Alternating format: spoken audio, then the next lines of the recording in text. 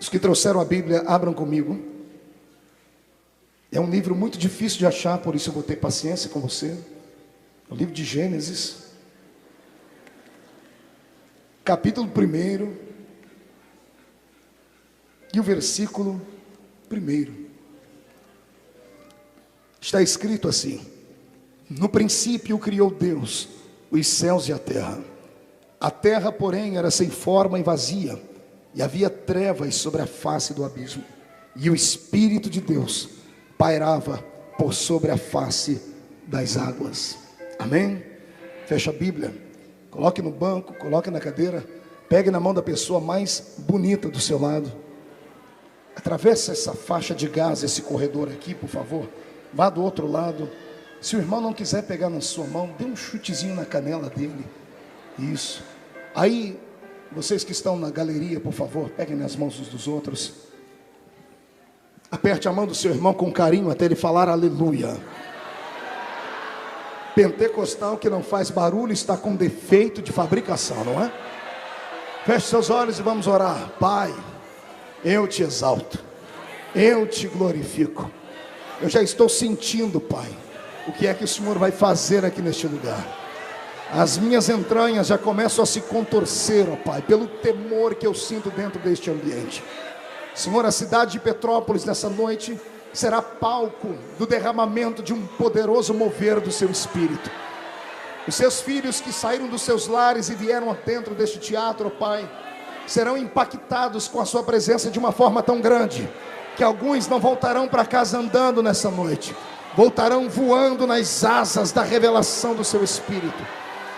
Pai, cerque este grande ambiente agora com os seus anjos, cerque com a muralha de fogo do céu, e num raio de 5 quilômetros, onde houver um demônio alojado agora, eu dou a esses demônios 5 segundos para desaparecerem daqui, porque se não sumirem, serão queimados pelo poder da sua glória que virá sobre este lugar. O segundo pedido que faço, Pai, é um pedido de atrevimento. Se ainda tenho crédito no céu contigo, como pregoeiro da sua palavra, abre a porta do céu sobre este lugar, e mande do céu para a terra uma comitiva de anjos especiais, de anjos de fogo, que eles possam descer aqui, trazendo brasas de fogo tiradas do seu altar, que eles comecem a esparramar estas brasas entre nós, e onde houver um crente batizado com o Espírito Santo, renova ele agora, meu Senhor.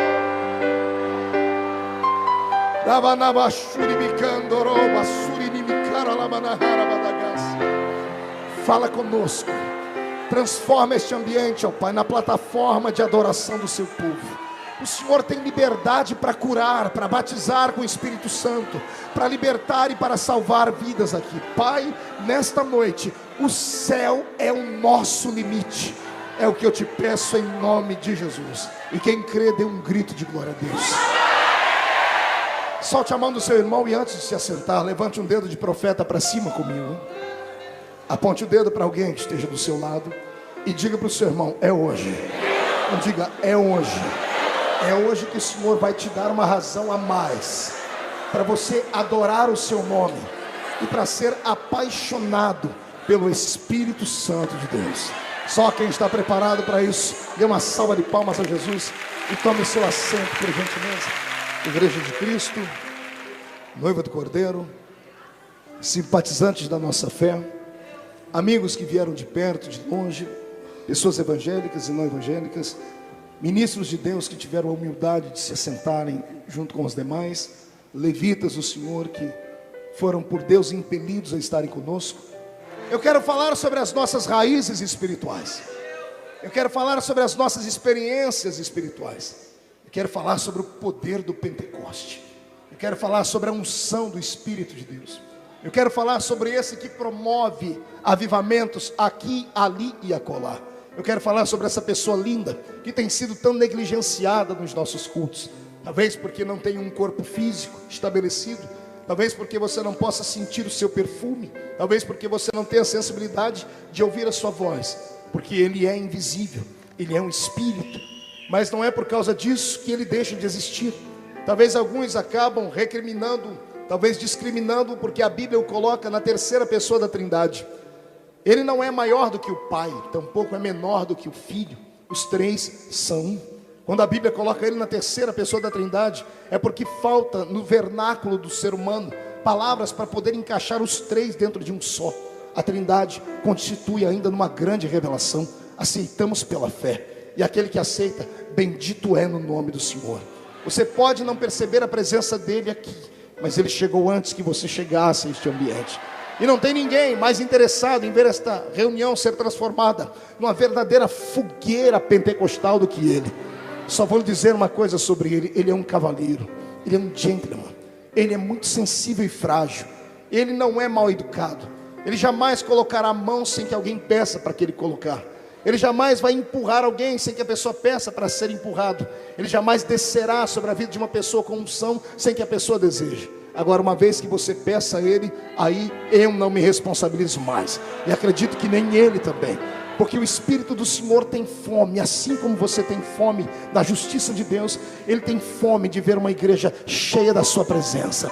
Assim como você tem sede de justiça, ele tem sede de ver um grupo de crentes que estejam cansados desta vida marasma que tem levado, desta vida de anemia, de apatia espiritual, e que queiram ter um novo encontro com a presença de Deus. Eu profetizo que por esses dias, essa cidade vai viver dias como em Atos dos Apóstolos capítulo 2. Eu profetizo que as igrejas deste lugar serão transformadas em verdadeiros cenáculos. Haverão cultos aqui neste lugar tão forte que as pessoas não vão conseguir terminar a reunião, e alguns voltarão para casa arrebatados pela presença do Senhor.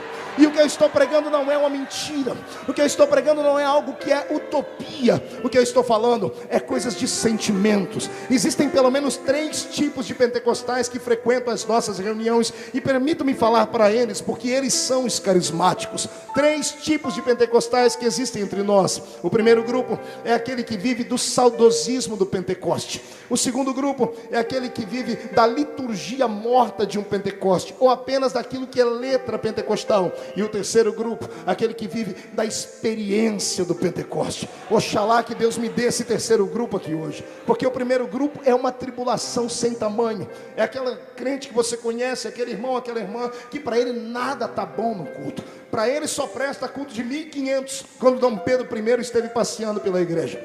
Para ele só presta culto que tem o irmão Zezinho e a irmã Biroqueta. Só presta culto do passado.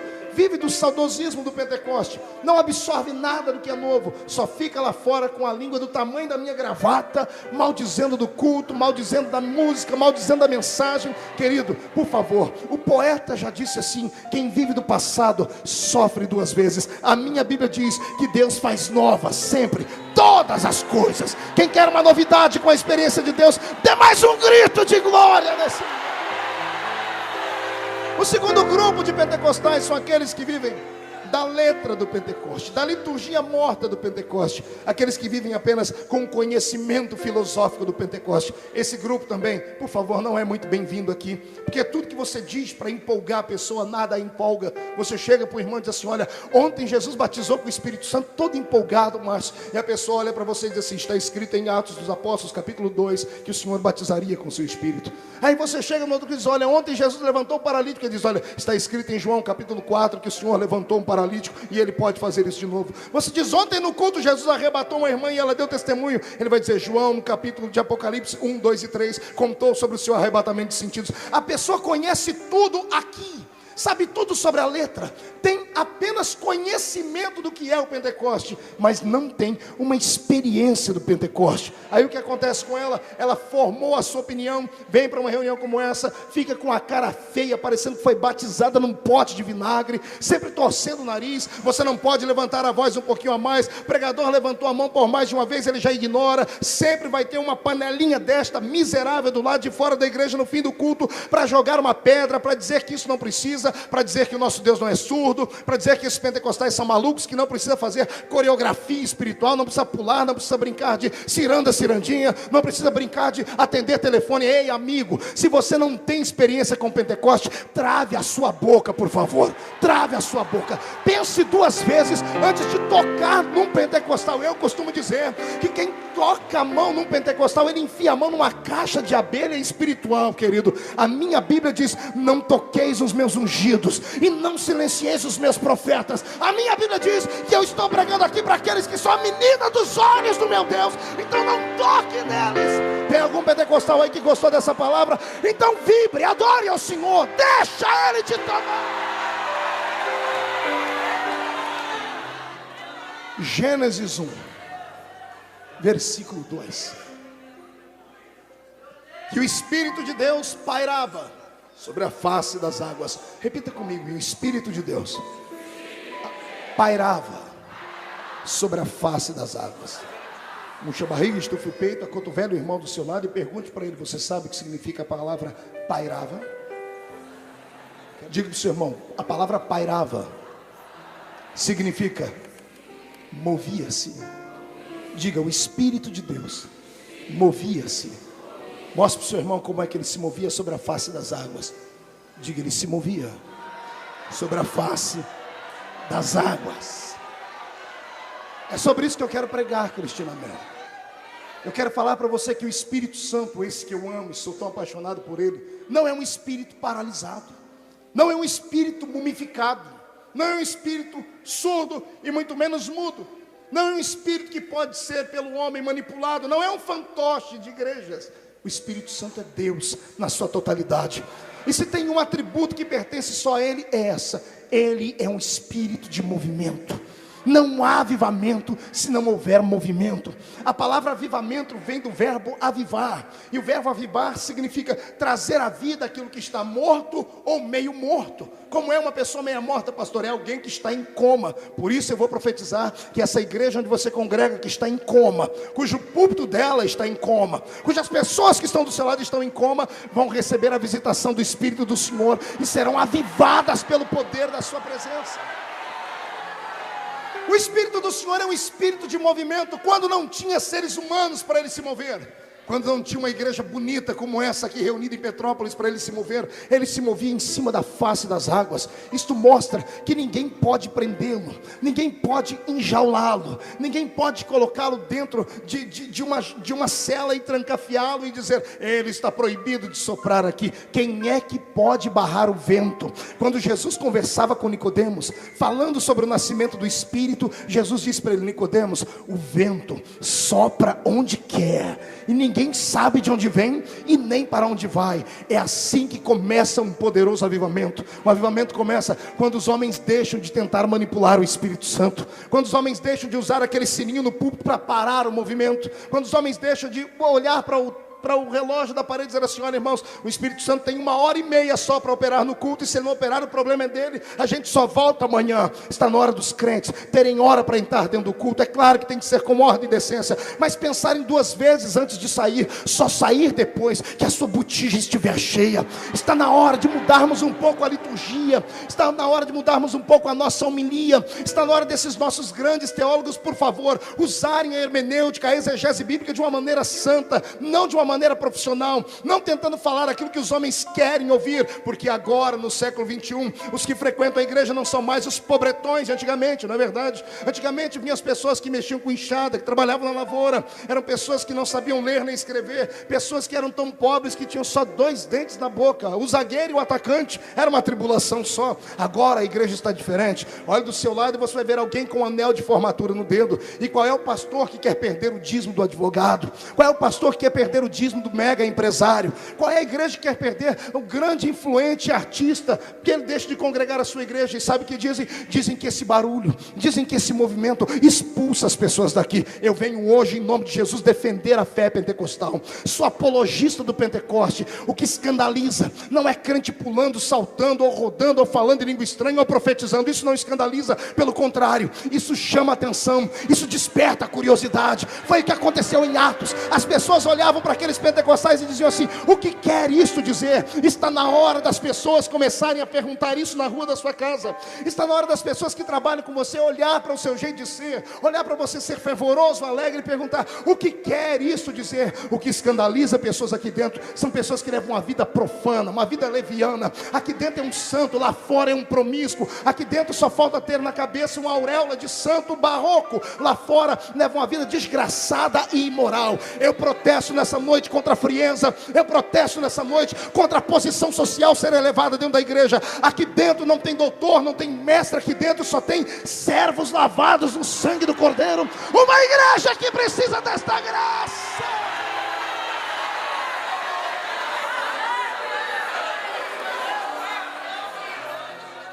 Um dia desses, estava viajando, e no banco da frente do avião tinham duas senhoras sentadas, duas senhoras muito bem vestidas, já anciãs. A soma da idade das duas dava quase 200 anos. E eu sentado atrás, tentando dormir, e uma disse para a outra: as coisas estão mudadas. E aí, como bom menino da roça, curioso, levantei as anteninhas de vinil e fui ouvir a conversa das duas. E uma disse assim: você viu como está o culto da nossa igreja? Que coisa horrível.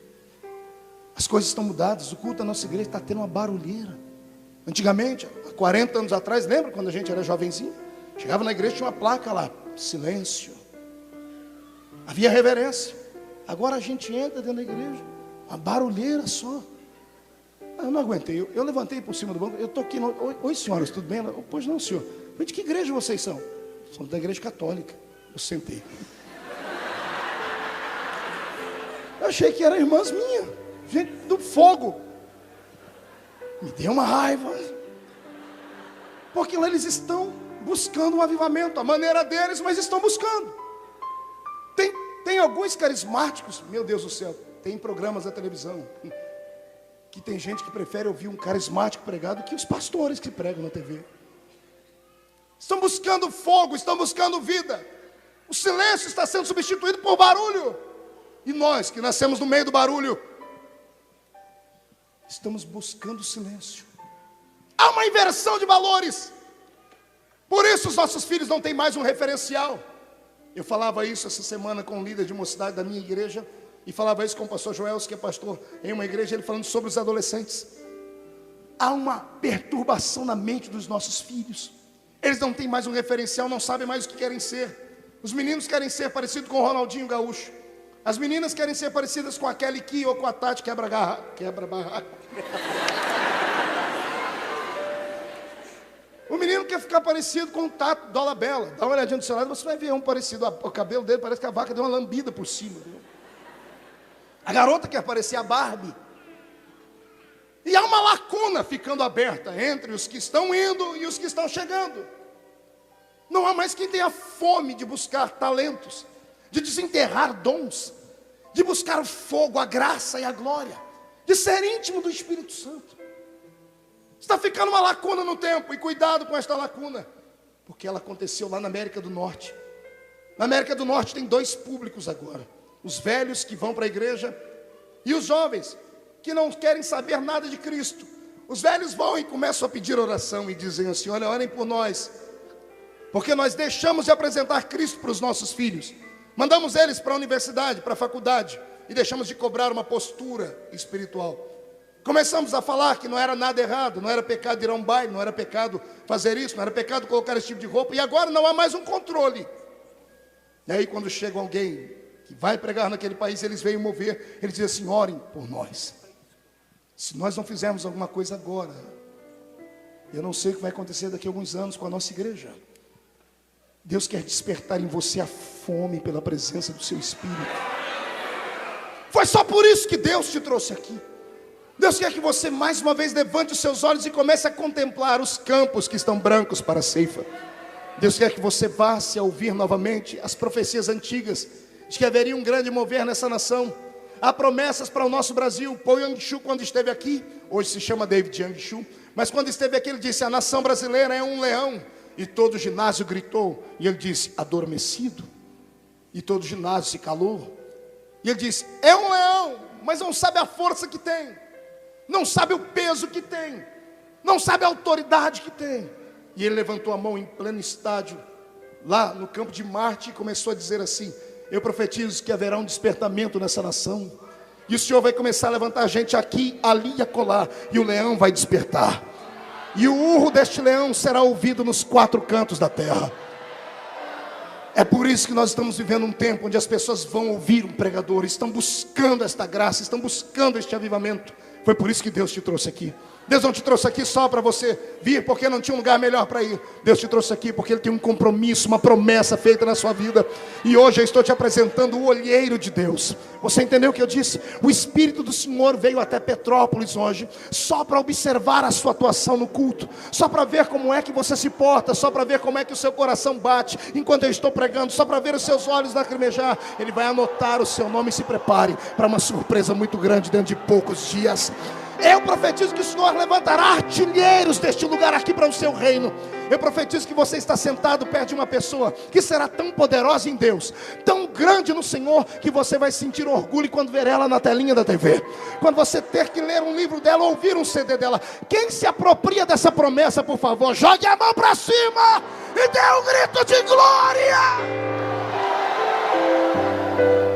Eu só posso nessa noite puxar a orelha de 2 grupos, porque o primeiro que eu citei eu não posso. O homem natural eu não posso puxar a orelha dele, porque a própria palavra diz: ele é natural, nasceu uma vez só. É a pessoa que frequenta os nossos cultos, mas nunca teve uma intimidade, uma proximidade de Cristo, não se batizou, não tomou opinião ainda com o Senhor.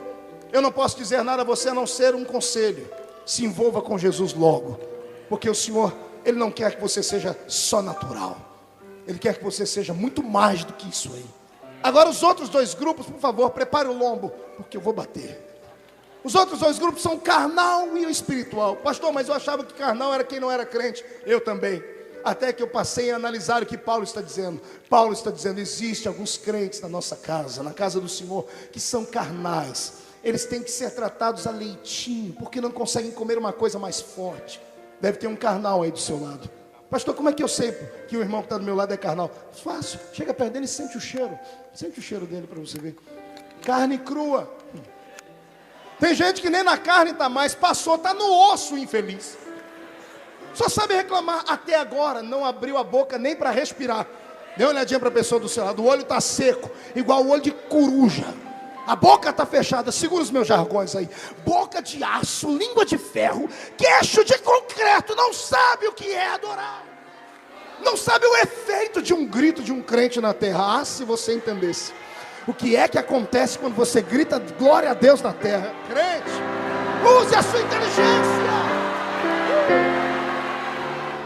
Eu falei da outra vez e vou repetir para você não esquecer. Quando nós falamos qualquer coisa, quando sai o som da nossa boca, o som não é uma coisa abstrata. São feitos de átomos. O som é movido a átomos. E tudo isso não se perde. O som procura o alvo para onde ele foi mandado. Quando você conversa com alguém que está do seu lado, a pessoa escuta. Quando você quer apenas cochichar com ela, pode ter 10 pessoas ao lado, só a pessoa escuta. Você pode estar começando a ter alto, mas se as pessoas não prestarem atenção em você, elas podem escutar, mas não vão ouvir. Agora o som procura aquele que está querendo ouvir.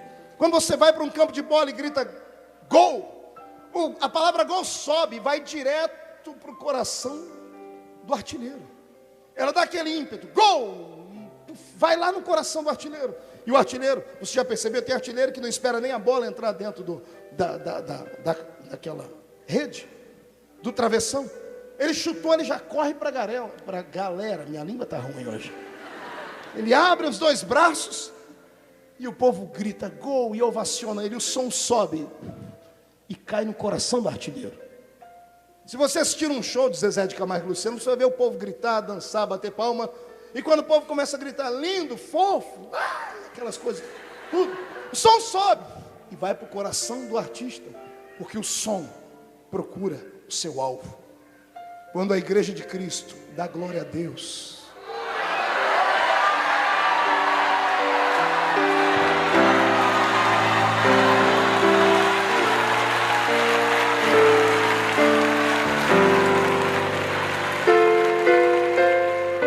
quando a igreja de Cristo dá glória a Deus, aqui na terra só tem um Deus, E o endereço dele é o seu coração. Mora aqui dentro, é o Espírito Santo. Mas como o Espírito Santo está aqui para nos ajudar, sabe o que ele faz? Quando você dá um glória a Deus, ele empurra o glória a Deus para quem é de direito. Como não tem outro Deus na terra, o som tem que atravessar o primeiro céu, que é o céu atmosférico, tem que atravessar o segundo céu, que é o céu cósmico, e rasga isso aqui, vai direto ao trono de Deus, lá no terceiro e poderoso céu. É por isso que um culto alegre, ele reverbera unção e milagres. Comece a chamar a atenção de Deus para a terra. Pastor, eu não sei, eu estou te apresentando o professor. Chama Espírito Santo. Ele é aquele que move o coração do ser humano. Só ele convence o homem do pecado, da justiça e do juízo. É ele quem faz brotar essa vontade de ser um homem e uma mulher de Deus dentro do nosso peito. Eu quero hoje relembrar você como foi a história desse mover de Deus através da história. Não foi apenas de uma só vez. Deus foi trabalhando com a humanidade nesses últimos 6.000 anos para poder chegarmos ao nível que nós temos hoje, de uma presença linda do Espírito de Deus sobre nós. Quando o Senhor criou os céus e a terra, o seu Espírito pairava sobre a face das águas. Quando Deus colocou o primeiro homem na terra, Ele tirou o Espírito Santo das águas e colocou o Espírito Santo dentro do homem. Como é que você acha que Adão via Deus? Por que você acha que ele ouvia Deus? Como é que você acha que ele entendia o idioma de Deus? Como é que você acha que ele percebia a presença de Deus? E detalhe, não morria. É porque quando Deus soprou nas narinas dele o fôlego de vida, entrou junto a presença do Espírito Santo. O Espírito Santo agora tinha um veículo na terra para usar. Tinha um homem na terra para poder se fazer presente aqui. E o homem pecou. E quando o homem peca, nós sabemos o resultado. Gênesis 7, 8 e 9, você vai encontrar o seguinte texto. E disse Deus a Noé: o meu espírito não ficará mais com o homem. O meu espírito não contenderá mais, não disputará o coração do homem mais. E quando Deus vem para a Torre de Babel e Ele diz: eia, desçamos e confundamos a língua dos homens, o Senhor diz: o homem nunca mais vai falar comigo. Foi isso que aconteceu ali. Quando Deus provoca a separação das línguas, Deus estava dizendo: ninguém mais na terra entende o meu idioma, porque o tradutor do idioma de Deus para a terra era o Espírito Santo. Deus tirou ele da terra, e o Espírito Santo voltou para o céu. E agora Deus começa a observar o caminhar da carruagem, e os homens que se levantam na terra são truculentos e malditos. Você vai encontrar logo o homem que alicerçou a Torre de Babel, que era Nimrod. E a Bíblia diz que Nimrod era um poderoso caçador. Só que não se alegre. A palavra poderoso caçador no original significa aquele que era truculento e maldito. Na tradição dos hebreus diz que Nimrod matou o pai, dormiu com a mãe, teve relações com ela e teve filhos. Essa era a raça de ser humano que estava vindo sobre a terra sem a presença do Espírito Santo. Eu sempre costumo dizer que existem dois símbolos para o homem na terra. O homem sem o Espírito Santo tem um símbolo, e o homem com o Espírito Santo tem outro. O homem sem o Espírito Santo, ele parece um suíno, um porco. Você já viu um porco? Porco é um dos poucos animais da terra que não tem articulação no seu pescoço. Você nunca vai ver um porco olhar para cima, a não ser que seja o porquinho baby da Disney, né? Aquele coisa articulada. Só ele olha para cima. O restante não olha. Por quê, pastor? Porque não tem articulação. Porco só olha para a terra. Esse é o símbolo do homem sem a presença do Espírito Santo. Não consegue contemplar as maravilhas de Deus. Só olha para esta terra. Só olha para a horizontal. Espera tudo deste lado de cá. Diferente do homem que é espiritual. O homem que é espiritual, o seu símbolo não é um porco. O seu símbolo é uma águia. Porque uma águia voa e voa nas alturas. A visão de uma águia é abrangente. Uma águia, ela é capaz de enxergar a 3 quilômetros de altura um camundongo correndo no meio da mata. Este é o símbolo do crente cheio do Espírito Santo. E é isso que eu peço para o Senhor Deus te dar aqui hoje. Renovar as suas forças como renova as forças das águias. Se prepare porque você vai voar. E as pessoas que até ontem riam de você porque você parecia um porco aqui no chão, quando te procurarem aqui embaixo não vão te achar. E para te enxergarem onde Deus vai te colocar, vão ter que comprar binóculos. Porque para te enxergar acima das nuvens não será nada fácil. Quem concorda comigo? Dê mais um grito de glória a Deus aí, vai lá.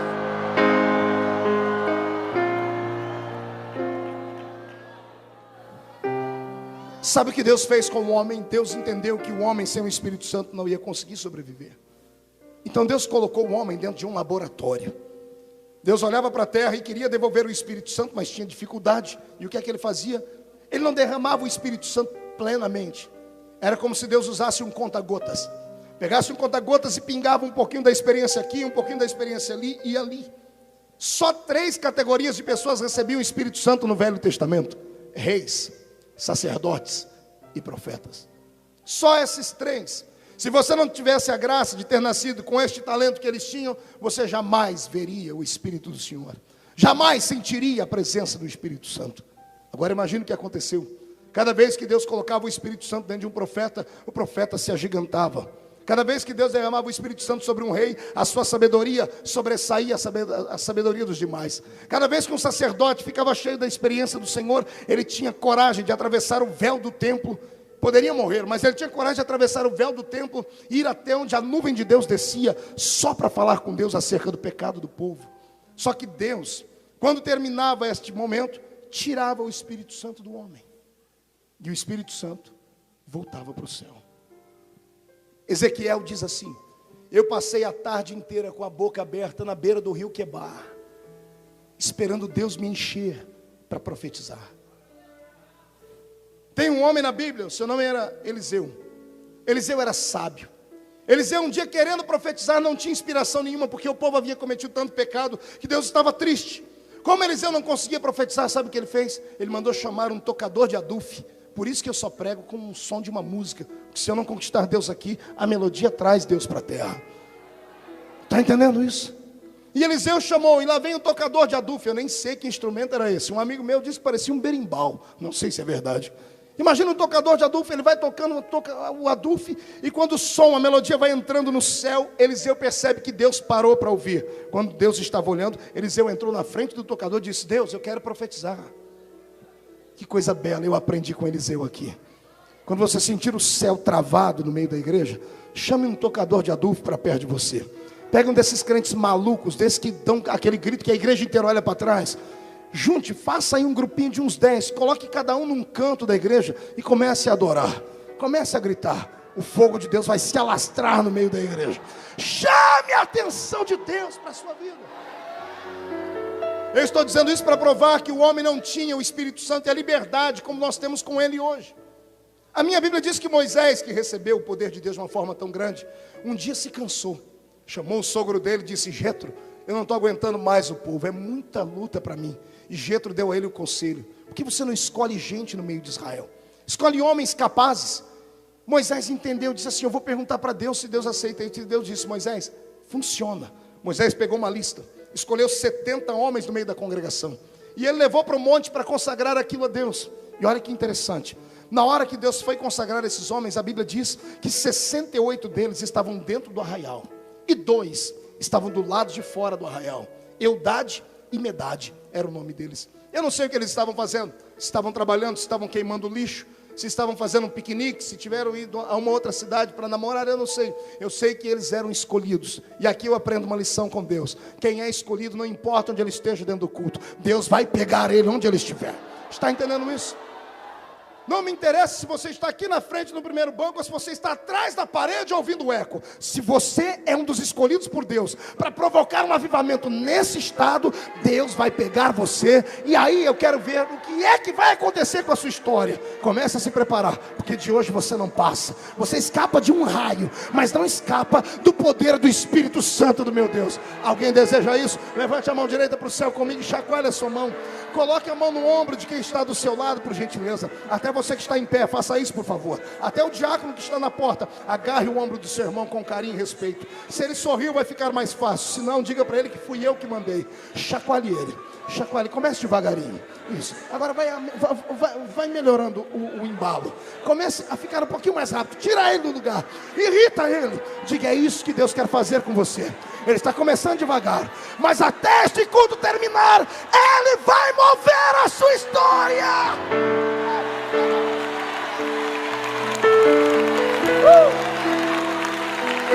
Aleluia.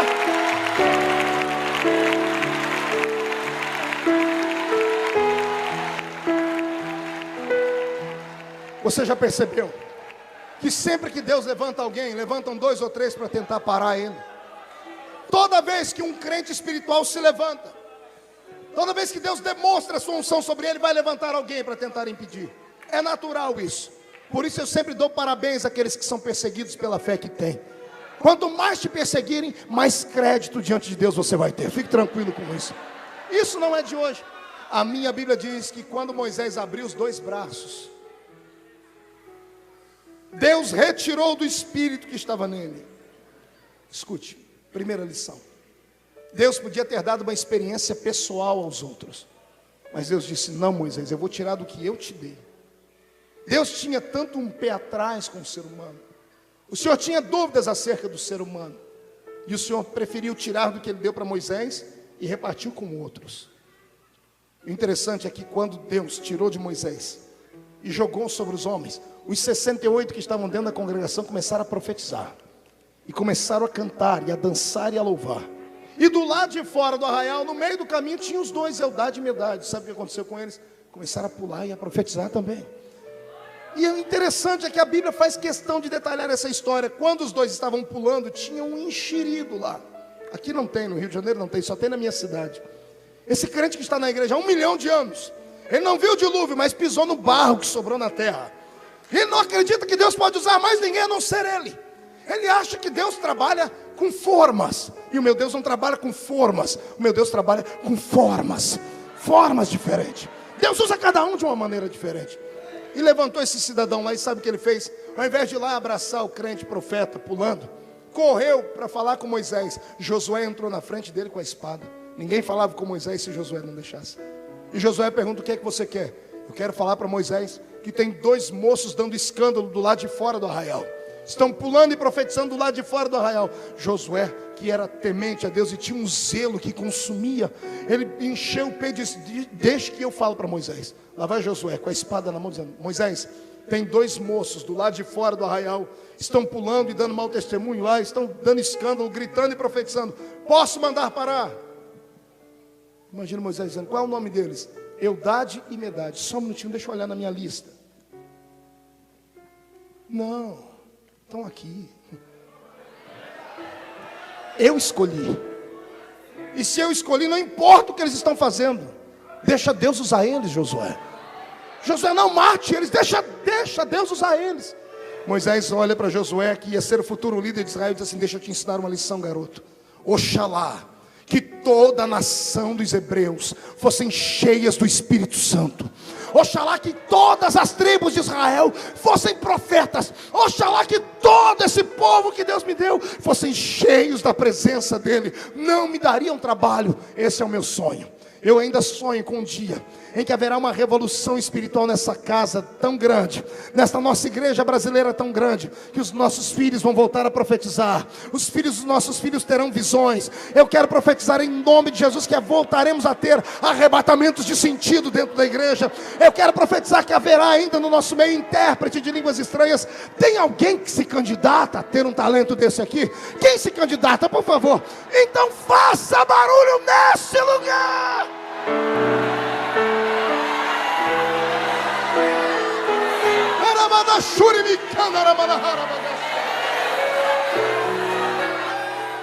Eu usei esse texto só para lhe mostrar que Deus não dava o Espírito Santo deliberadamente. Era dosado. Não era para qualquer um, era só para alguns. Deus estava ainda com o pé atrás acerca do ser humano e dizendo para si mesmo: o homem não merece ter a presença dele. Eu imagino lá no céu Jesus, como sempre, intercessor da igreja, dizendo: Pai, vamos mandar o Espírito Santo para a terra. O ser humano precisa dele. Sem ele, olha o lixo que é o ser humano. Sem o Espírito Santo, o homem é um animal quase que irracional. E foi indo a história, eu imagino Deus vendo os exemplos. Ele viu que um homem como Sansão, cheio do Espírito Santo, levou os inimigos de Israel à derrota. Ele viu que um homem cheio do Espírito Santo como Davi cantava e encantava 30 homens que estavam dentro da caverna de Adulão. E de truculentos homens, malditos e miseráveis homens, se transformaram na escolta particular de Davi. Deus viu que um homem cheio do Espírito Santo, ele é capaz de mover uma cidade inteira. Você acredita nisso? Você acredita que um crente cheio do Espírito, ele pode mudar o rumo de um país inteiro? Acredita? Quem acredita, levante a mão. Então, essa mão que está para cima, faz um carinho nas costas do seu irmão e diga para ele: prepare para apanhar. Pastor Joelson, se um homem e uma mulher cheios do Espírito Santo podem mudar o rumo de uma sociedade inteira, de um país, por que é que esse irmão que está do seu lado aí não consegue mudar nem a vida dele, irmão? Fale para mim. Como é que você não consegue ser exemplo nem para os seus amigos do seu trabalho? Como é que você não consegue ser exemplo nem para os seus vizinhos? Nem os crentes da igreja acreditam em você, nem o seu pastor acredita em você. Tem alguma coisa errada. Ou é mentira, ou um crente cheio do Espírito Santo não pode mudar nada, ou a outra refutação. Ou nós pensamos que temos, pensamos que somos, e nós não temos, e nós não somos. O que nós pensamos que é poder e unção, não passa de um mero momento de fervor e alegria, que se esvai. Não é assim que estamos vivendo hoje? Crente de momento. O crente entra dentro da igreja arrasado, vai 1h30, 2 horas para Deus colocar ele de pé. O Senhor o enche, ele sai daqui como um verdadeiro gigante. Antes de chegar em casa, já perdeu tudo. Marido pula, fala em línguas estranhas. Quantas pessoas me procuram falando: meu marido pula, fala em línguas estranhas, mas chega em casa me bate. O meu filho na igreja é uma bênção, mas chega lá em casa e não consegue ficar longe das garotas. A minha esposa lá dentro da igreja é um pentecoste só, mas chega em casa, ela me maltrata, isso, aquilo. Por que isso? O nosso vaso está rachado, está trincado. A gente recebe no culto a unção. Antes de chegarmos em casa, saiu tudo. Deus hoje quer consertar isso.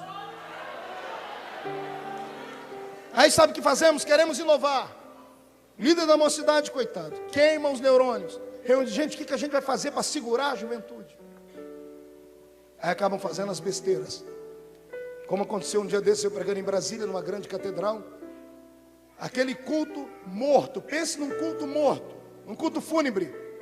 Só escutava 2 barulhos dentro daquela igreja: o meu pulmão, quando eu parava de falar, e os mosquitos que voavam. Ainda engoli 2 daquelas desgraças daqueles mosquitos. Você ri porque não era você lá. E aquele povo carrancudo, parecendo cara de delegado de justiça. Terminou o culto, o pastor disse: pastor, nunca vi um culto como esse. Eu olhei para a cara dele e falei: ai, Jesus, ele não sabe o que é culto. Me chamou para o fundo da igreja: venha ver as obras da igreja.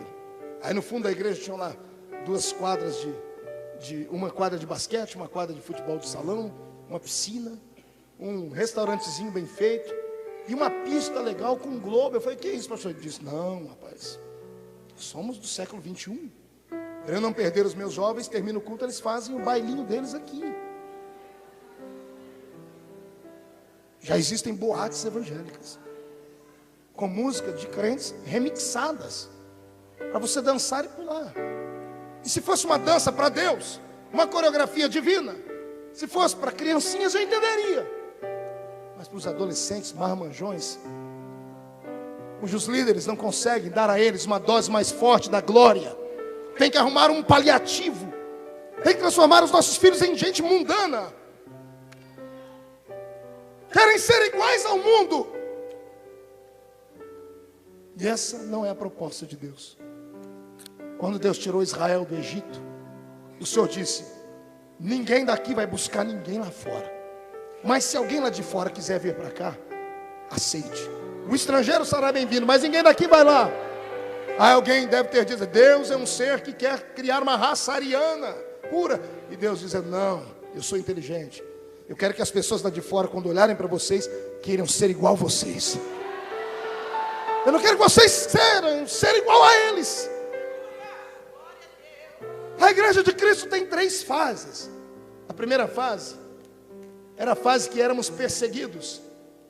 Oh, que dor. Ainda hoje de manhã eu falava com o pastor, onde estava, sobre Richard Hurbaran, um dos maiores exemplos missionários ainda vivo da Romênia, que teve a sua vida dilacerada por amor a Cristo, 14 anos em celas comunistas, mais de 20 vezes com as suas unhas arrancadas, e teve que ver o filho ser assassinado e não negar a fé. Uma época de perseguição. Teve gente aqui que viveu isso. Que ser crente significava perder amigos, perder status, perder família, perder emprego. Por causa de uma filosofia, por causa de uma fé que era inabalável. Éramos perseguidos. Nenhum crente era bem visto, ninguém aplaudia, ninguém gostava, ninguém sorria. O crente parecia um leproso andando na terra. Como ninguém recebia eles do lado de fora, quando entravam dentro da sua igrejinha, fechavam a porta, Deus descia ali. E a perseguição do lado de fora motivava eles a buscarem a presença do Deus de Israel. E a perseguição, todo mundo sabe, crente é igual um ovo. Quanto mais você bate, mais volume ele pega. Quer ver a igreja crescer, é começar a perseguir ela. Por que você acha que o ministério que Jesus me deu cresceu tanto? De tanto que eu apanhei. E quando eu paro de apanhar, eu vou caçar confusão com os outros, só para apanhar de novo. Eu sou inteligente. De perseguidos, crescemos. Aí passamos a ser imitados. Todo mundo começou a imitar o nosso jeito de falar, o nosso cumprimento, nossa maneira de cantar. Pode ver, uma igreja começou a copiar a outra, de repente todas as igrejas têm um pouquinho de cada uma dentro dela.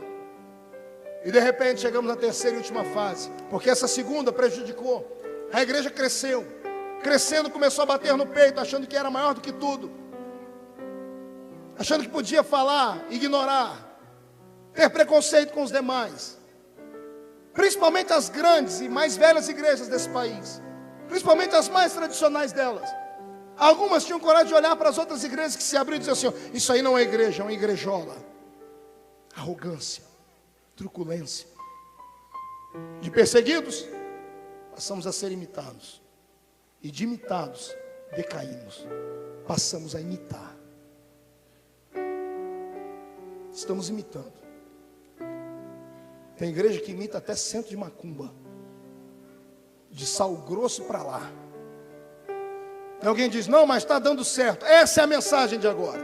Não se prega o que é certo, se prega o que dá certo. Deu certo, funcionou lá, vai funcionar aqui.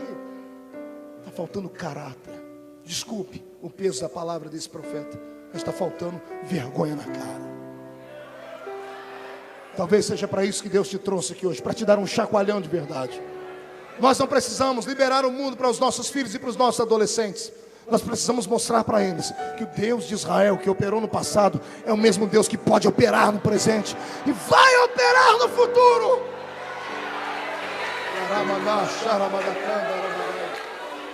E lá vem o Espírito do Senhor se movendo na história. E de repente Deus fica feliz de ver os homens recebendo a presença do Espírito Santo, ficando cheios. O Senhor abre a boca de um profeta 835 anos antes de Jesus nascer. Joel era o nome dele. Pense num profeta de 17 anos de idade, jovenzinho, cheio do Espírito Santo. Foi para o meio da rua e Deus disse: abre a boca porque eu vou te usar. E ele vai para o meio da praça, bate palma, chama a atenção de todos. Enquanto a multidão está ouvindo, ele diz assim: assim diz o Senhor, pode falar, pai. Abriu a boca e o Senhor tomou a língua dele e disse assim: eis que nos últimos dias derramarei do meu Espírito sobre toda a carne. Vossos filhos e vossas filhas profetizarão. Vossos jovens terão visões. E os vossos velhos sonharão sonhos. Eu imagino Joel profetizando e logo botando a mão na boca. O que eu falei? Gente, está errado. Senhor, só profeta, sacerdote e rei recebe. O Senhor diz que todo mundo, e o Senhor ainda completa: naqueles dias, até sobre os servos e sobre as servas derramarei do meu Espírito. Deus abriu a boca para falar. Oh, glória. Pergunta para o seu irmão: está preparado para o que vem aí? Diga para ele: desaperte o cinto, porque agora nós vamos flutuar. 835 anos depois, melhor, 435 anos depois, Deus fecha a boca dele e fica sem falar com os homens por 4 séculos. Período entre Malaquias e Mateus, período interbíblico. Antigamente haviam páginas brancas na Bíblia que separavam um testamento do outro. O Velho Testamento e o Novo estão separados por 400 anos. 4 séculos que não houve profeta, não houve manifestação profética, não houve uma unção de Deus deliberada. Deus fechou os céus. Nesse período se levantaram algumas pessoas que escreveram livros apócrifos, esses que nós não temos na nossa Bíblia, como Macabeus, o restante das profecias de Daniel, Tobias, Judite, etc. e etc. Como Deus ficou sem falar com os homens, todos pensaram que ele havia mentido e o profeta Joel também. Passaram-se mais 400 anos, agora sim, 835 anos depois da profecia de Joel. Estamos em Jerusalém. Jerusalém tem um profeta, e ninguém quer ouvir o profeta pregar, porque era um profeta que tinha uma mensagem dura demais, e era um cidadão maluco, corajoso. Ele colocava uma caixinha de tomate do lado da parede do palácio do rei Herodes, botava as duas mãos em forma de um cone e gritava: Herodes, adúltero! Adúltero! Herodias, é a mulher do teu irmão e você tomou ela por mulher. E Herodes queria matar, mas os conselheiros dele chegavam: se você matar ele, você vai caçar confusão com o povo, porque o povo acredita que ele é um profeta. Oh, coisa linda. Oxalá que essa unção pegue pelo menos uma meia dúzia de crentes aqui hoje.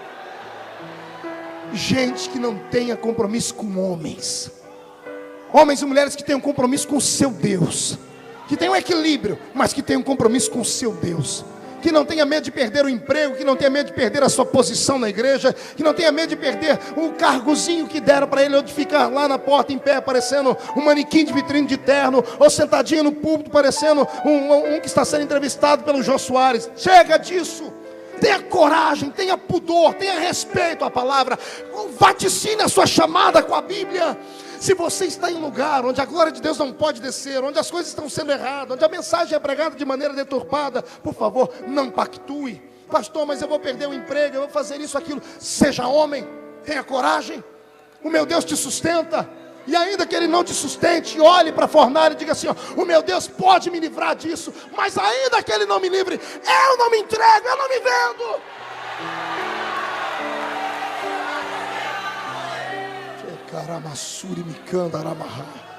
Eu estou sentindo o ambiente desse lugar mudar.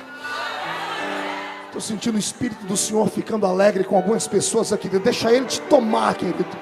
Se lá na sua igreja você não pode pular, gritar, sair correndo e profetizar, aqui você pode. Deixa Deus te tomar aqui nesse lugar.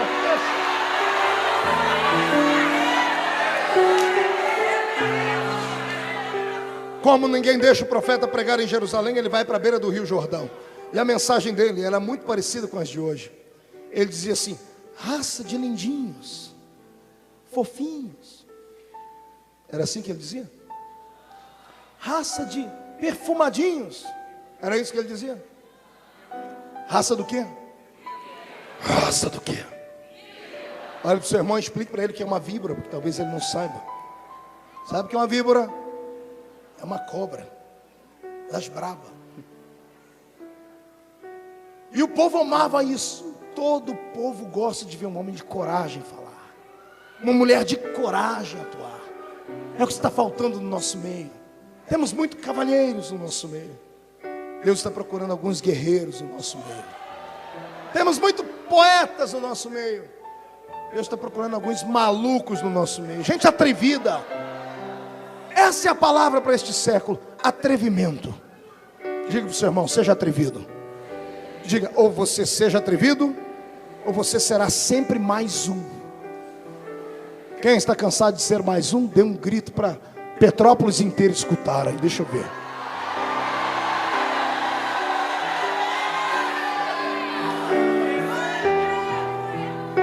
E o povo gostava de ver a pregação de João na beira do Rio Jordão. Raça de víboras, quem vos ensinou a fugir da ira de Deus? E o povo: dá-lhe, João. Eu imagino João dizendo: vem cá, sua víbora, eu vou lhe batizar. E lá vinha uma pessoa, quando ela batizava, o povo vibrava: é isso aí, João. E João empolgado. A história diz que João e os discípulos dele batizavam 5.000 pessoas por dia. Por dia. Era um avivamento jamais visto na história. Um homem de coragem. Mas esse homem era tão diferente que ele dependia de Deus para tudo. Deus era o estilista dele. Deus era o mestre cuca dele. A comida dele era diferente. A roupa dele era diferente. O jeito dele falar era diferente. Está na hora de você depender só de Deus para conquistar os seus sonhos. Posso ouvir mais um glória a Deus disso ou não? Dá-lhe, João. Quem é esse aí? Esse aqui é a caninana. Vem cá, sua caninana. Tibum, vai embora. Urutu Cruzeiro, tibum, vai embora. Jararaca, tibum, vai embora. Vem, tudo vibra, tudo cobra. Vem cá, sua cascavel, tibum, vai embora. Vem cá, sua cobra coral, tibum, vai embora. E o povo, dá-lhe, João. E João todo empolgado. De repente João estende a mão para chamar outra cobra. E ele para, porque começa a tremer. E o povo, João, que cobra é essa? Ele, não é cobra. Eis aí o Cordeiro de Deus, que tira o pecado do mundo. E ao invés do Cordeiro vir, é João quem vai. E quando João está saindo das águas do rio para se encontrar com o Cordeiro de Deus, a multidão se acotovela e diz, quem é esse? Que até João para ouvir. João para, olha para todo mundo e diz assim, esse é aquele de quem eu vos falei. 835 anos depois da profecia de Joel, 400 anos sem falar Deus. Quando ele levanta o profeta, a primeira coisa que o profeta fala, esse é aquele que eu falei, eu batizo com água para arrependimento, mas ele vos batizará com o Espírito Santo e com fogo. Esse é o meu Deus. E o mover de Deus foi lindo naquele dia. É Lucas quem diz, nenhum outro evangelista diz. Lucas diz, e quando Jesus saiu da água, ele ficou cheio do Espírito Santo e se alegrou no Espírito. Jesus só começou o ministério dele de curas depois que ele foi cheio do Espírito Santo. Você está entendendo isso? Essa é a lição. Você só será diferente quando você for possuído pelo Espírito Santo, quando você for cheio do Espírito Santo. E eu não quero gotas, eu quero uma enxurrada do Espírito Santo. Eu quero sair daqui hoje embriagado. Que eu erre o rumo da minha casa, mas não vou errar o rumo do trono de Deus. Eu quero poder, eu quero unção, eu quero ver a minha geração ver essas coisas. Eu estou cansado de contar testemunhos de 15, 20, 30, 100 anos atrás.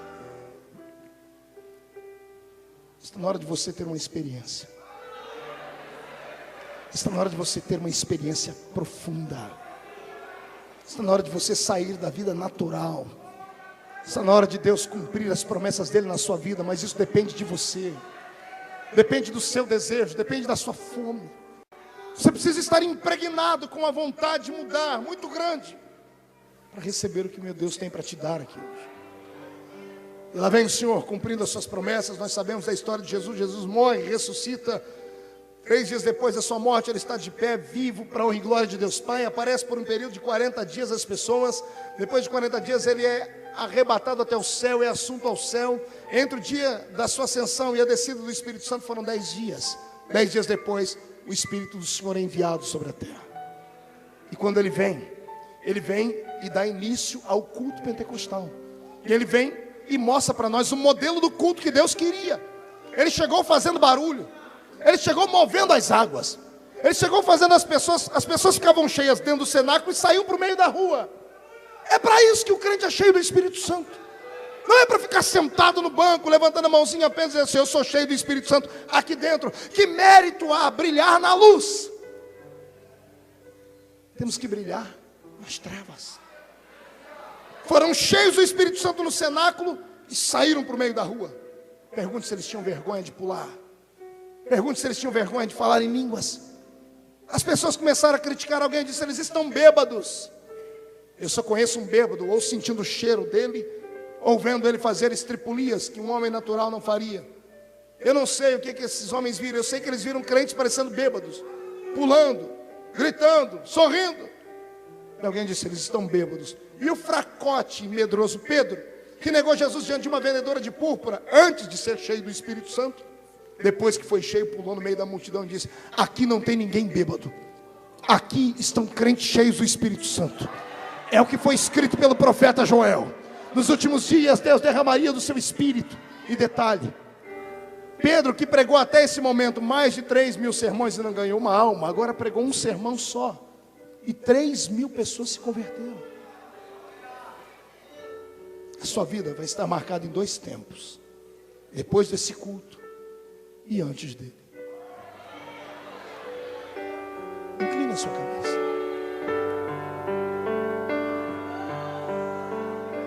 Eu só posso estimular, eu só posso argumentar Eu só posso te levar até a entrada do palácio, mas bater na porta e entrar perto do trono é com você.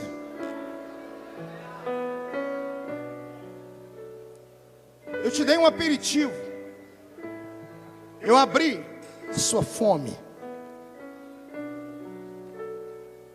Agora o banquete está armado lá dentro. É você quem tem que sentar lá e comer. A atitude é sua. Fale consigo mesmo se a sua vida não perdeu o rumo, se os seus sonhos deixaram de ser sonhos. Lembra quando você começou cheio de Deus, vibrante, alegre? Olhe para hoje. Faça uma análise do que você foi, do que você é, e diga para Deus o que é que você quer ser depois de hoje. Ah, meu Deus. Rabassu teria mandorobagasse mahai. Imaramacho renateri pandorobakiamanasuya. Ianaralamanasuri diriamanarashikondorobaga.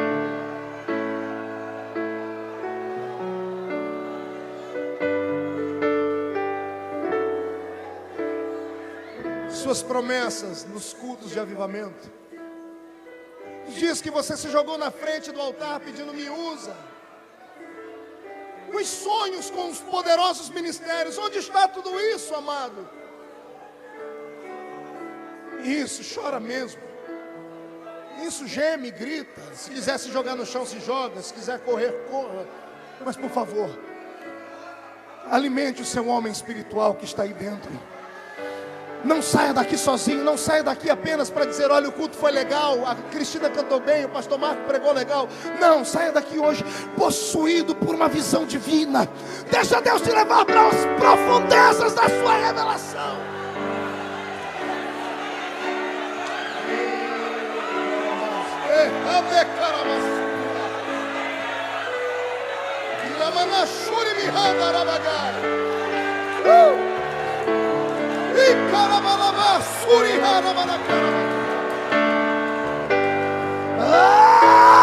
Adore ao Senhor.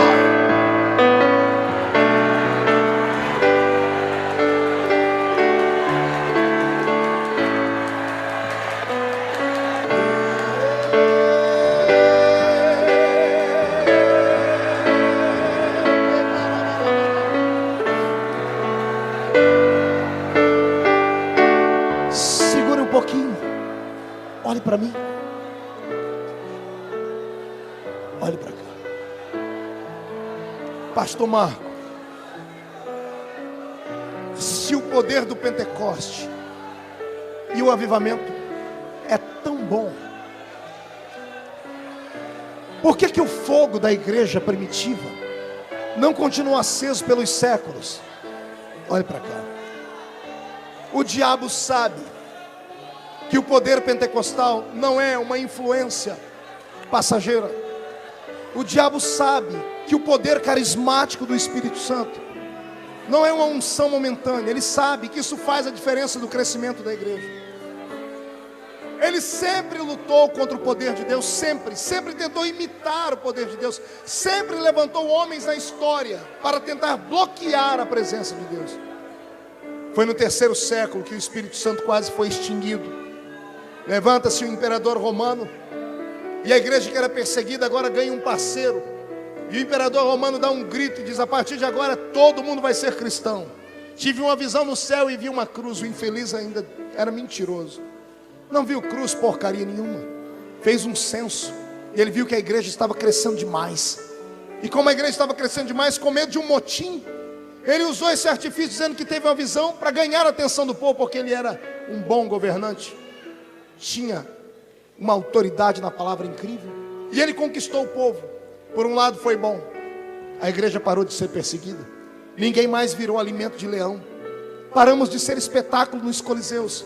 Por outro lado, a igreja ficou horrível, porque as pessoas começaram a vir para a igreja sem experiência com Deus, sem conversão genuína, sem profundidade espiritual. Vinham só para fazer aquilo que o rei queria que eles fizessem. Deus não quer que a igreja seja igual ao mundo. A igreja tem que ter um diferencial. Diga para o seu irmão, tem que ter um diferencial. Tem que ter um diferencial. 6º século, a igreja que agora se levanta, todo mundo era dela, começa a entrar em decadência financeira, porque agora quem colocava os sacerdotes no púlpito era o Império Romano. A igreja se casou com o Estado. As pessoas deixaram de dizimar, o Espírito Santo foi expulso da igreja. Começaram então a criar artifícios para poder fazer essa igreja sobreviver. Foi aí que começaram a inventar imagens de escultura, atribuir milagres a pedaços de madeira, dizendo que eram lascas da cruz. Foi aí que começaram a fazer coisas desse sentido. E a igreja começou a ficar promíscua, começou a se prostituir espiritualmente falando.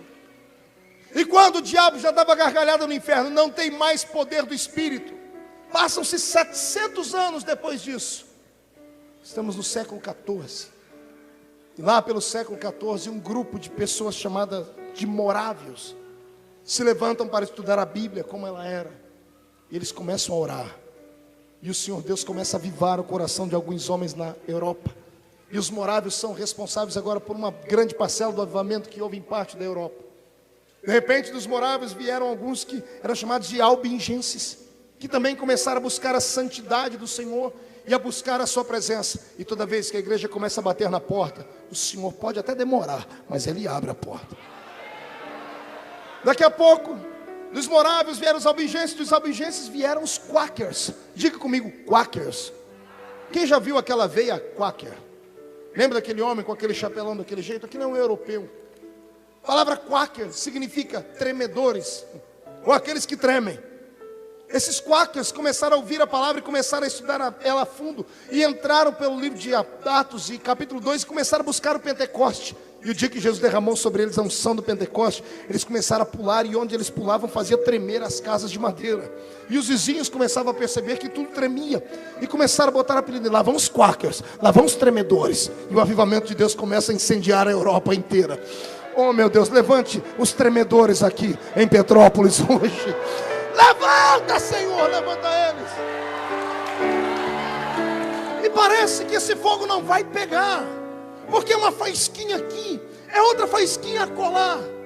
Mas nós sabemos que um fogo não precisa de um grande incêndio. Ele começa com uma faísca mesmo, começa com uma brasinha pequenina e pode virar um incêndio.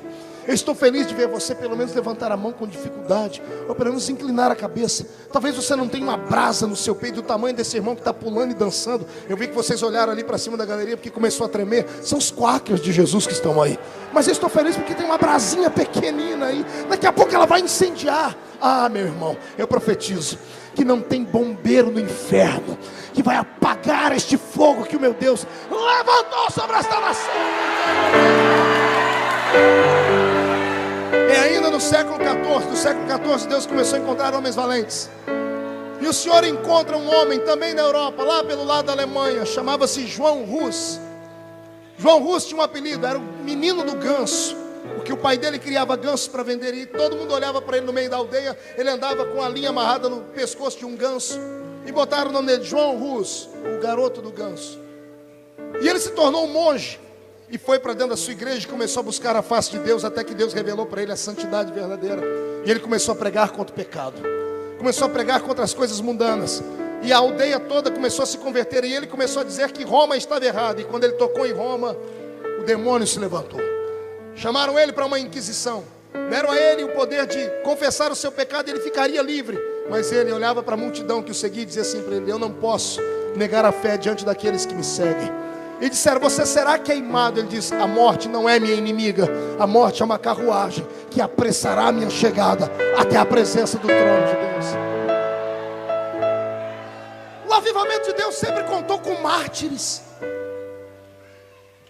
Todo avivamento custa caro, todo avivamento gera excessos. Eu não posso negar.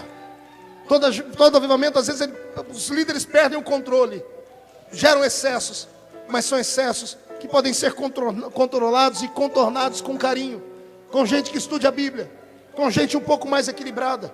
Mas algumas pessoas, por não terem paciência de lidarem com o avivamento, preferem apagar, preferem excluir, preferem dizimar, preferem soltar as pessoas, preferem excluir.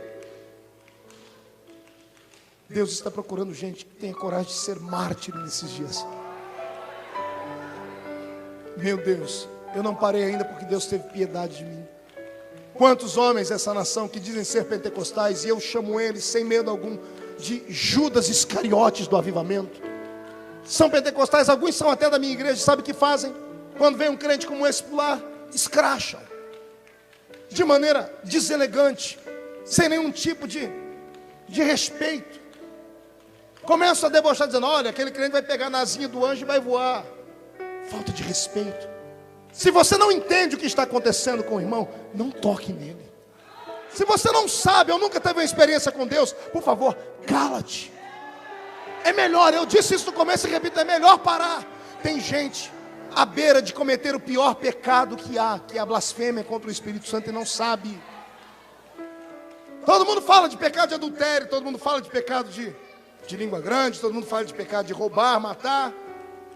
Ninguém fala do pecado da blasfêmia contra o Espírito Santo. Sabe o que é blasfemar contra o Espírito Santo? Jesus disse no texto, ele estava operando milagres, alguém disse, ele está operando por Beelzebu. É o diabo que está usando ele. E Jesus disse, se pecar contra mim tem perdão, contra o meu Pai também, mas contra o Espírito Santo não tem. Nem hoje e nem daqui a 100 anos. Não toque no Espírito Santo. Entendeu o que é o pecado de blasfêmia? É você atribuir ao diabo uma obra que é Deus que está fazendo. Quantas vezes eu vi irmãs cheias do Espírito Santo dançando no culto, se extravasando, mostrando a alegria do Senhor, dançando como Miriam. E alguns pastores dizem, isso aí é obra de macumbaria. É pecado isso, mandar as pessoas calarem, passar vergonha nelas. Ei, cuidado. Quando você falar desses pequeninos de Deus que sobem um monte para orar, que andam com a gravata pelo meio da barriga, gente simples, gente pobre, mas que quando põe o joelho no chão, não mexa com um crente cheio do Espírito Santo. Não mexa com crente de oração. Eu tenho medo de crente de oração, irmão. Eu tenho medo de gente que ora. Tenho medo. Tenho medo. Porque o cidadão pode não ter uma vida lá como eu queria que ele tivesse, mas quando ele dobra o joelho, ele tem intimidade com Deus. Vou te dar uma palavra, guarde isso. Cada um tem um mistério de Deus na sua vida. Você entendeu isso? Não tente entender como é que Deus me usa, é um mistério. Não tente entender como é que a Cristina é usada, é um mistério. Não tente entender porque aquele irmão é um mistério. Cada um tem o seu. Agora, você também não precisa ter inveja. Não precisa querer apagar a estrela do outro para a sua brilhar. O mesmo Espírito que me deu está louco de vontade para te dar também. Ah, pastor, por que ele não me dá simples? Você não tem coragem de pagar o preço. A salvação é de graça, a unção não. A unção custa caro. A unção de Deus custa lágrimas. A unção de Deus custa dias de joelho no chão. A unção de Deus custa chicotadas nas costas e você ter que abaixar a cabeça e continuar andando. Rejeição. Ninguém será aceito sem antes ser rejeitado. Grave isso. Quer ser um revolucionário da fé? Não olhe para trás, nem para a esquerda, nem para a direita.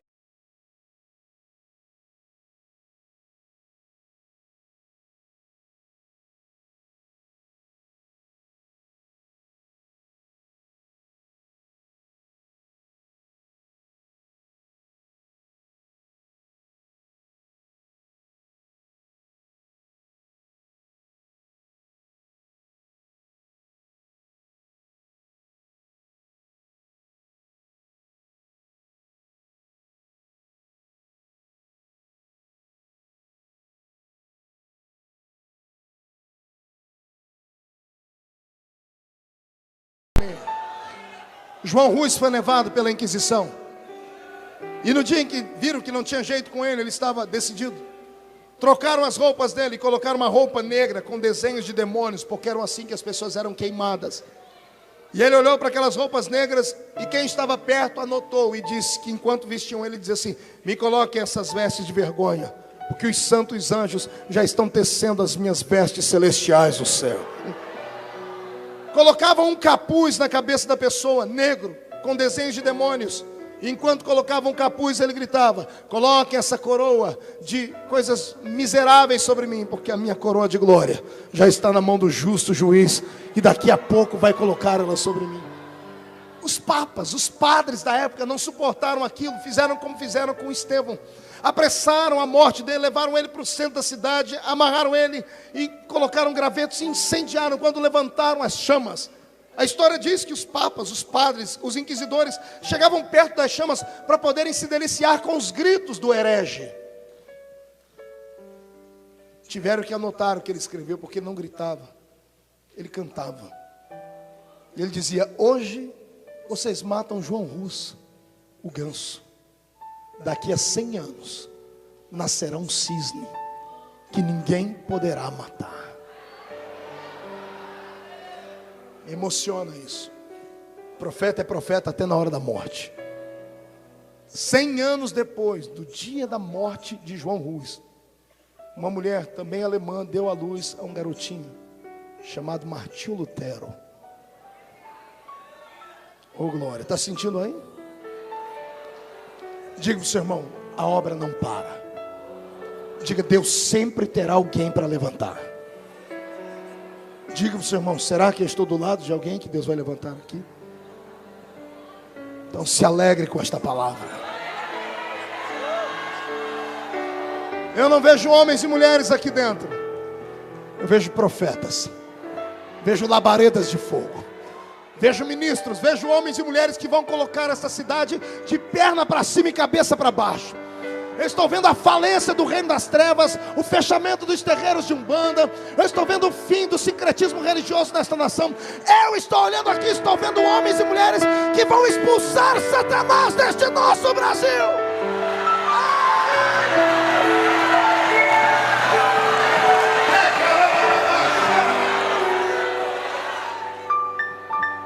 E levanta Martinho Lutero e vai crescendo o rapaz. E dentro do mosteiro se revela um homem de um QI avançadíssimo. Dominava o alemão, sabia muito bem a sua língua, dominava a Bíblia Sagrada, mas ele tinha uma perturbação interna. Ele se autoflagelava todos os dias porque se sentia um miserável, um pecador, um homem que não teria salvação. Ninguém entendia Martinho. Deus entendia. O Espírito Santo mexendo com ele. Até que um dia, pensando em se matar, ele abre a Bíblia e cai no livro de Romanos. E quando ele lê o versículo que saltou para fora numa revelação divina, a vida dele mudou. Deus disse para ele: Martinho Lutero, não é com flagelos que o homem é perdoado. O justo vive da fé. A fé move a vida do justo. E ele deu um salto e começou a pregar com autoridade. E a notícia se esparrama, porque sempre que Deus levanta alguém com autoridade, a notícia se esparrama. Vai haver notícias saindo daqui de Petrópolis, vai haver notícias saindo do Rio de Janeiro, vai haver notícias saindo aqui da região dos lagos. As pessoas vão começar a saber que alguns crentes aqui começaram a movimentar as águas. Escute o que eu estou dizendo. Não se assuste quando daqui a alguns meses começar a parar ônibus na porta da sua casa, começar a parar caravanas na porta da sua igreja. Pessoas vão vir de longe para receber aquilo que você tem, para receber aquilo que Deus estará te dando. Se você deseja isso, por favor, abre mais a sua boca para adorar.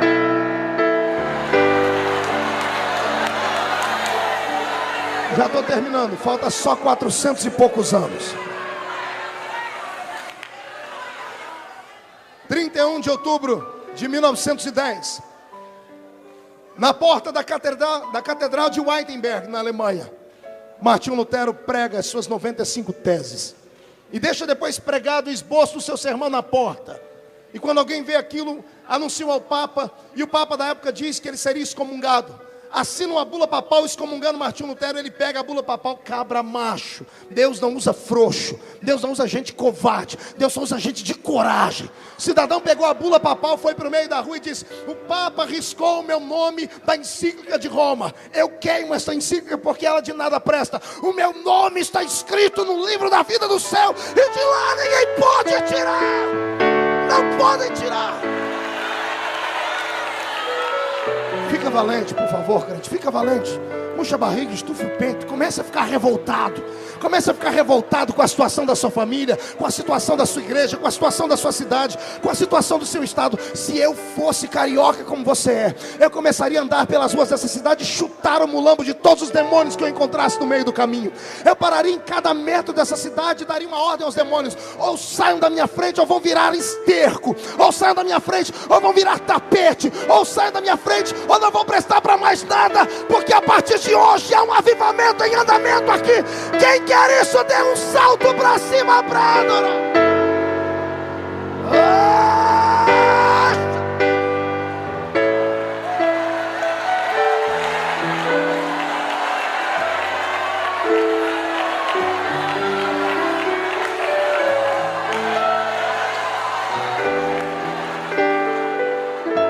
Estou procurando os profetas. Cadê os profetas, Senhor? Cadê os profetas?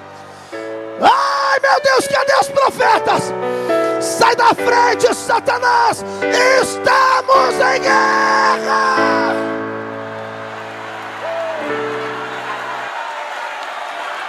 Estamos na noite de São Bartolomeu, na França.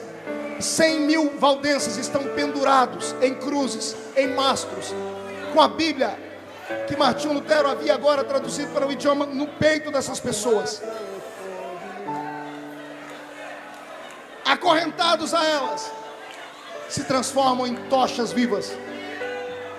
A cidade iluminada de Paris é iluminada pela primeira vez com o corpo de valdenses que vieram da Alemanha, fugindo daquele ato insano de Roma. O cheiro da carne queimada dos crentes, ao invés de provocar um fedor na terra, se transforma em cheiro de sacrifício diante das narinas do meu Deus. Se levanta um padre chamado Torquemada, e Torquemada usa uma cruz como aquela que Anchieta usava aqui no Brasil, que ele segurava por baixo uma adaga falsificada. Quando ele agarrava a cruz por cima e puxava, era um punhal. Torquemada matou sozinho 10.000 crentes, cravando o punhal no seu peito, enquanto os soldados seguravam, chamando eles de hereges. Eu te agradeço, Torquemada, onde você estiver, porque a alma desses estava escrito na Bíblia Sagrada sobre os seus gritos. Apocalipse diz que o grito das almas dos santos são incessantes diante do trono de Deus, pedindo vingança e justiça. E em breve o meu Deus vai sacolejar esta terra para vingar os filhos que foram mortos. A igreja vai crescer. 1901, Houston, no Texas, um pastor metodista chamado Parham tem uma crise, fecha a igreja, junta um grupo de pessoas, vai para uma mansão e começa a estudar a Bíblia porque ele quer mais. Diga para o seu irmão, ele queria mais. Pergunte para ele: você quer? Agarre a mão do seu irmão. A oração de Parham era essa: eu quero mais. E de repente Jesus deu para ele o que ele queria, e o metodista é batizado com o Espírito Santo. A notícia se esparrama, e um jovenzinho chamado Seymour, William Seymour, um jovenzinho de cor escura, 100 anos atrás, Estados Unidos, cor escura não era bem vista, segregação, preconceito. E lá vem ele, com a sua roupa rústica, o seu chapéu de palha na mão, dizer ao pastor metodista: eu creio. E o pastor, sorrindo, disse: só você creu. Se você creu, Deus vai te dar. Colocou a mão sobre o William, e o William foi batizado com o Espírito Santo. Estudou 5 anos com esse pastor, e em 1906 ele sobe até a rua Azusa, em Los Angeles. Aluga um lugar que era um antigo prostíbulo ou coisa parecida. Coloca uma placa na porta escrita com a sua própria mão: nesse lugar Jesus Cristo salva, cura, batiza com o Espírito Santo e leva para o céu.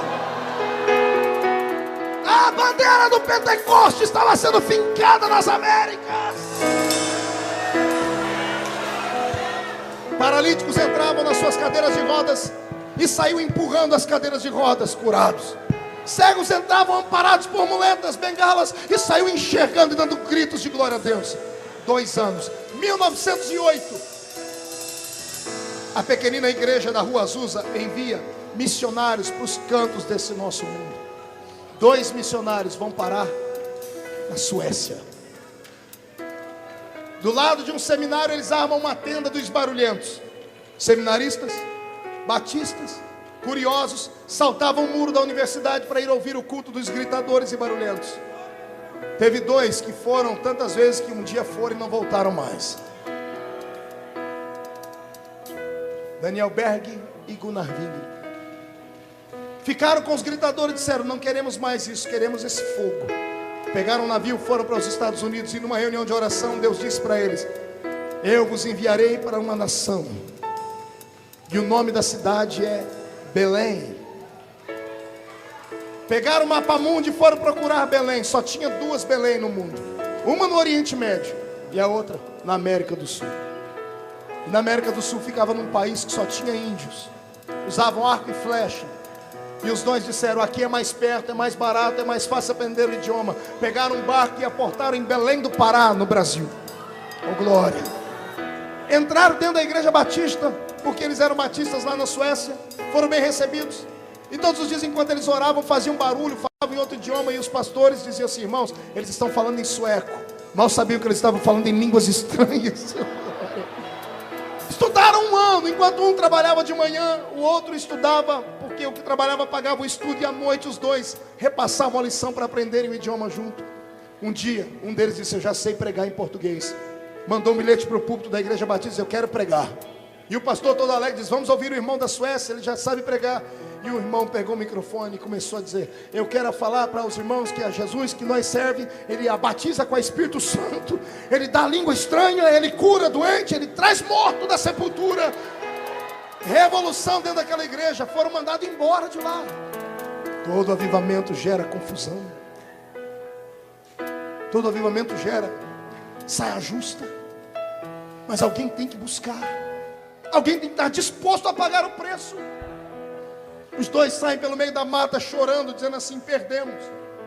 Enquanto eles vão para um lado, uma das irmãs que estavam no culto vai para casa, perturbada. Celina de Albuquerque.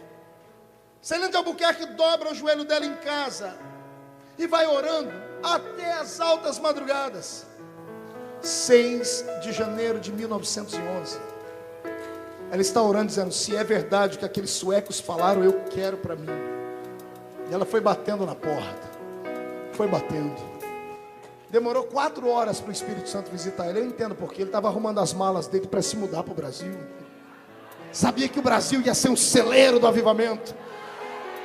4 horas da manhã, o céu parece que caiu dentro da casa de Celina de Albuquerque. A primeira brasileira salta falando em línguas estranhas, orando e falando com o Senhor Deus dos exércitos. E daquele dia em diante, a semente germinou. Resultado da semente: olhe do seu lado, você vai ver alguém, descendente de alguém que cria em avivamento, de que acreditava na glória e no poder do Senhor Deus. Deus essa noite quer levantar a sua vida. E eu acho que eu já falei demais. É hora de você ter uma experiência profunda e espiritual com o seu Deus. Se você quer isso, por favor, incline a sua cabeça e comece a orar. Comece a orar. Comece a clamar. Comece a chamar a atenção de Deus.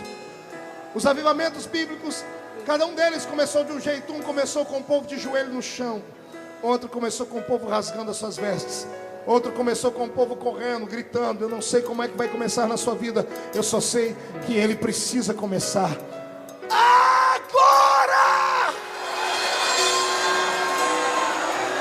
Aramanassuri de Candere, Tarabala, Suriaba, Imacandoro Venesi de Mihai, Xaramanacanto Menesta. Faltar-me-ia tempo para falar de John Wesley, de Charles Finney. Faltar-me-ia tempo para falar de Jonathan Edwards.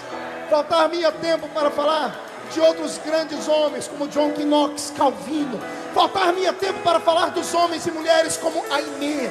Faltar-me-ia tempo para falar sobre Catherine Kuhlman, Benny Green, T.D. Jakes, Oral Roberts, Rod Parsley. Faltar-me-ia tempo para falar com você dos homens e mulheres que creram no que eu estou pregando aqui, e todos tiveram sucesso na sua vida. Agora eu estou cansado de ver avivamento só do outro lado do Oceano Atlântico. Eu quero um avivamento na minha nação. Eu quero um avivamento no meu país. Eu gosto de ouvir falar dos americanos, mas eu quero ver Deus levantar um brasileiro. Nessa noite, eu quero ver Deus levantar um fluminense aqui. Quero ver Deus levantar um carioca nesse lugar. Cadê você, carioca? Cadê você, fluminense? Quer ser usado? Feche seus olhos. Estou vendo o futuro da igreja aqui. Estou vendo o futuro de um poderoso avivamento aqui. Que daqui seja profético. Que a nuvem da glória de Deus tome posse da sua vida.